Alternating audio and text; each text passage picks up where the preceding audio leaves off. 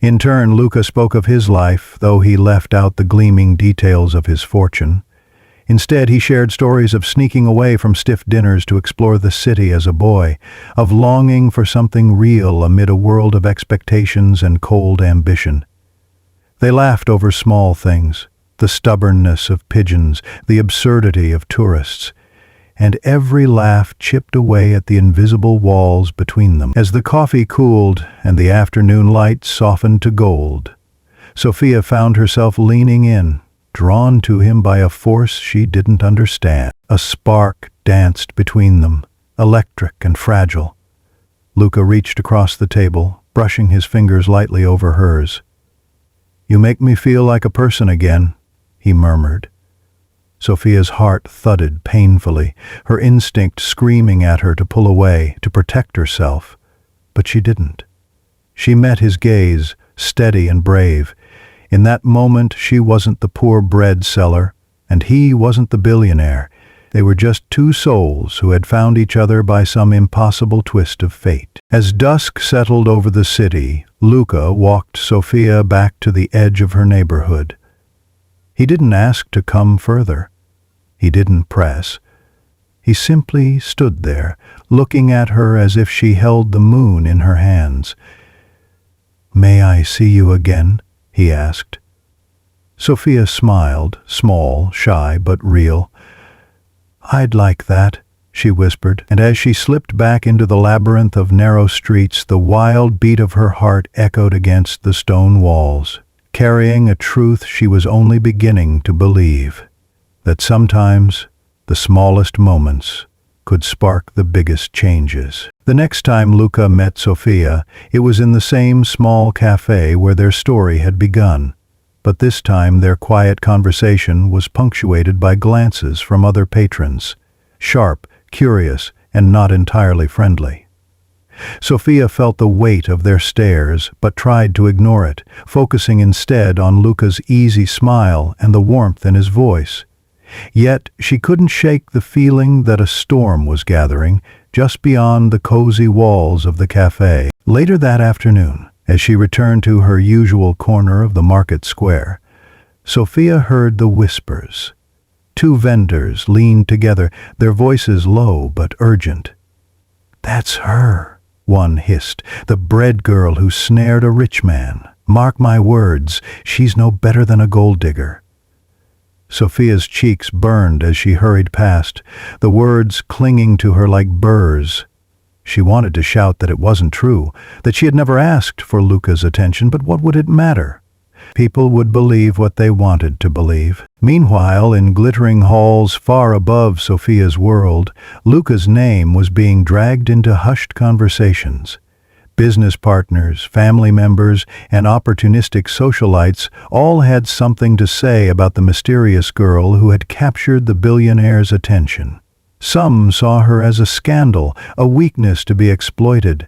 Others whispered about fortune hunters and ruined reputations. Luca ignored them all, or tried to, but even he couldn't deny the growing pressure from a world that demanded he marry appropriately, that he maintain appearances. When he met Sophia again, she was quieter, her eyes dimmed by doubt. Luca noticed immediately and led her away from the prying eyes of the city to a quiet hill overlooking the harbor. There, under the vast open sky, he took her hands in his. "I don't care what they say," he said fiercely. "I care about you, about us." Sophia's throat tightened. "But how can we fight them all?" she whispered. Luca smiled, a crooked, determined smile. "We don't have to fight them. We just have to choose each other." Every single day, under the fading light of the setting sun, Sophia realized something profound. Love wasn't about escaping whispers and rumors. It was about standing together, even when the world pointed and judged. As Luca pressed a kiss to her forehead, she closed her eyes and held on to the only truth that mattered. That sometimes, even in a world full of noise and cruelty, two people could find something real, and no rumor, no whisper could steal that away. Days blended into each other, filled with stolen moments and whispered dreams. Sophia found herself weaving between two worlds, the rough, familiar streets of her upbringing and the glittering places Luca drew her into, places she had never dared imagine she would enter. Each evening they met, always somewhere quiet, always away from the judging eyes that still followed them.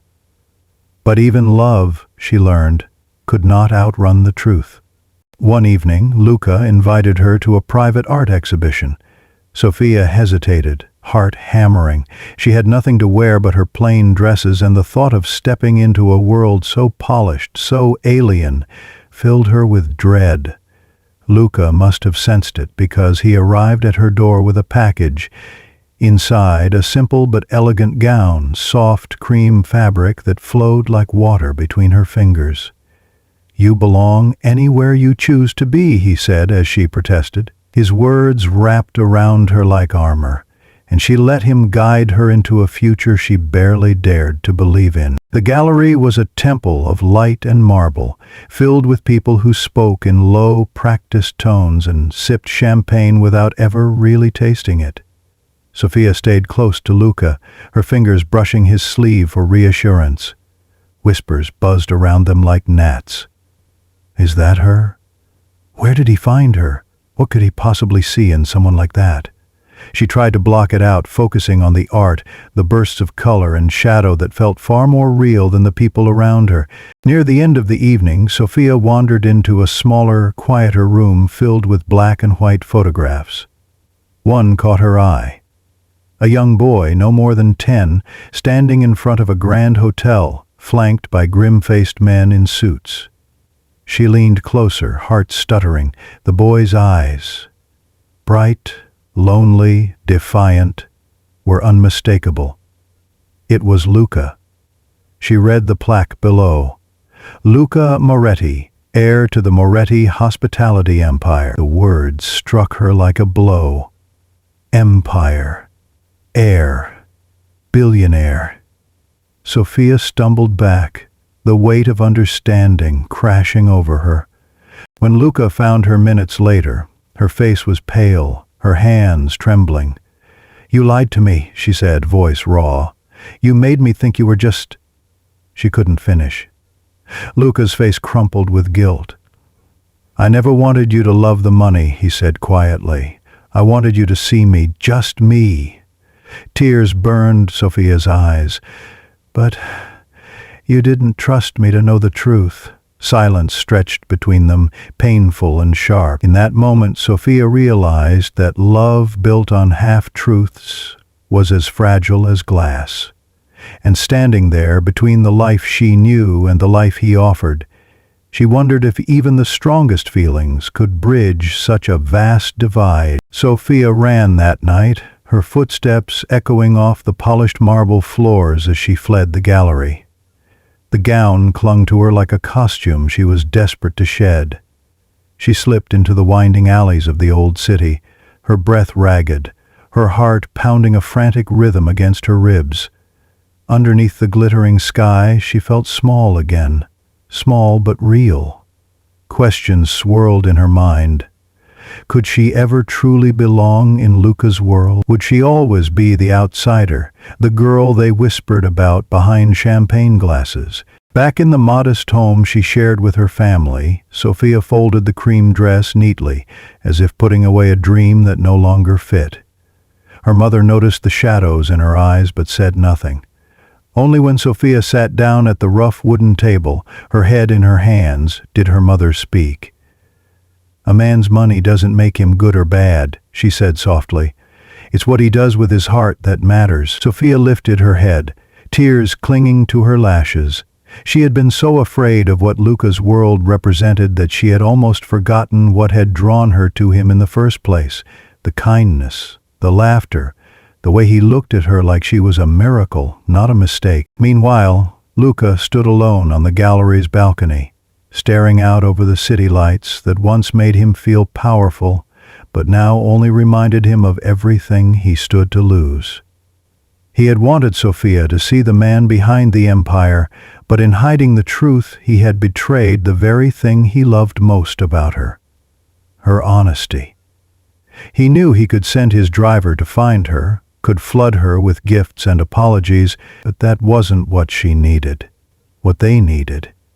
If he truly loved her, he had to let her choose freely, without pressure, without promises he couldn't keep. The next morning, Sophia found herself wandering to the cafe where they had first met. The basket was gone, sold long ago, but she sat at their old table anyway, tracing invisible patterns into the wood.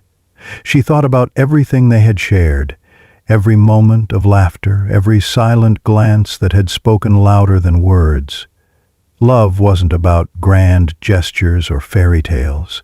It was about standing in the messy, complicated truth of who you were and still reaching for each other. When Luca appeared, he came alone, without entourage or fanfare. He sat across from her, his hands open and empty. "No lies this time," he said. "I am Luca Moretti. I am heir to a fortune I never asked for, and I am just a man, standing in front of the only woman who's ever made me wish for something real." Sophia looked into his eyes, seeing the fear, the hope, the raw, trembling love there. Slowly, she reached across the table, her fingers brushing his. "Then let's be real together," she whispered. And with that simple, impossible, beautiful choice, a new world bloomed between them. One not built of gold and glass, but of trust and hope and love, strong enough to weather any storm. The days that followed were unlike anything Sophia had ever known. She and Luca no longer hid in the shadows of the city. They walked openly through the bustling markets, hand in hand, laughing at the shocked stares and whispered rumors that trailed after them. To Sophia's amazement, Luca seemed utterly unfazed by it all. When they sat together at the old cafe, the same spot where their journey had begun, he treated her not as a secret to be kept, but as a treasure proudly shared with the world. But not everyone was pleased. Whispers grew into sharp words. Articles appeared in tabloids, sneering about the bread seller who captured a billionaire's heart. Sophia's old fears stirred, the fear of not being enough, of being seen as a mistake Luca would one day regret. Yet every time doubt crept close, Luca was there. He stood beside her at charity events, introduced her to his business partners without flinching, and kissed her hand in front of cameras with a tenderness that no headline could tarnish. One night, as autumn leaves spiraled through the lamp-lit streets, Luca led Sophia to a small, ivy-covered chapel on the outskirts of the city. There, beneath a stained-glass window, glowing with the soft light of 100 candles, he dropped to one knee. He held out not a diamond the size of a pigeon's egg, but a simple gold band engraved with tiny wildflowers. A ring that spoke of promises made with the heart, not the wallet. "Marry me," he said, voice trembling. "Not because of who the world thinks I am, but because of who we are together." Tears blurred Sophia's vision. She thought of the breadbasket, of dusty streets and lonely nights, of all the walls she had built around her heart, and then she thought of Luca. The boy behind the billionaire, the man who had chosen her when he could have chosen anyone. With a laugh that broke into a sob, she whispered, "Yes." Their wedding was not held in a palace or a grand ballroom. It took place in the same market square where Sophia had once sold bread, under a canopy of twinkling fairy lights and the approving smiles of neighbors who had watched her grow up. Luca wore a simple suit. Sophia wore a dress stitched by her mother's careful hands. They danced barefoot on cobblestones, ate roasted lamb and sweet pastries, and kissed under a sky ablaze with stars. And as they stood together, the poor bread seller and the billionaire who loved her, they proved to the world and to themselves that true wealth was never counted in gold, but in the fierce, unbreakable love they had found against all odds.